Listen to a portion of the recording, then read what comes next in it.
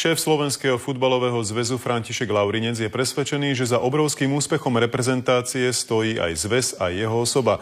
No už niekoľko rokov sa práve na jeho adresu valí kritika toho, čo v slovenskom futbale nefunguje. Niektorí odborníci sa obávajú, aby sa vo víťaznej eufórii nezabudlo na kauzy, ktoré zväz prevádzali. Stredajším postupom na majstrovstvá sveta dosiahla naša reprezentácia jeden z najväčších športových úspechov v slovenskej histórii. Aj kritici pomerov v slovenskom futbale jasne hovoria o tom, kto sa o úspech hlavne zaslúžil. Hráči a tréner Weiss. Za tým postupom jednoznačne stojí Vladová družina.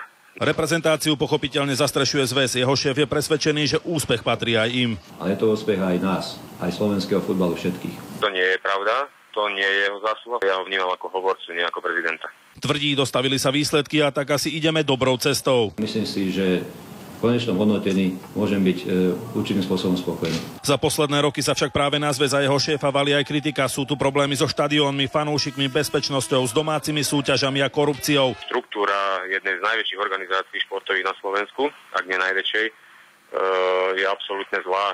Je vedená určitým smerom. Samozrejme, teraz ten postup to celé to prikrášlilo. Vidíte spoločenský význam futbalu negatívny v tom, že sú nejaké kauzy rozhodcovské, či je to 5. liga, 4. liga alebo okresná súťaž. Vám je to jedno.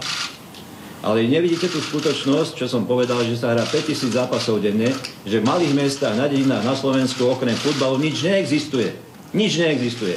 Podľa Františka Laurinca s korupciou a ostatnými problémami bojujú. Napríklad časť peňazí, ktoré zväz získa za postup, a ide o milióny eur, chce investovať do mládeže. Ako sa však budú okrem odmien pre hráčov a trénerov rozdeľovať, nie je ešte isté. Transparentnosť na Slovensku.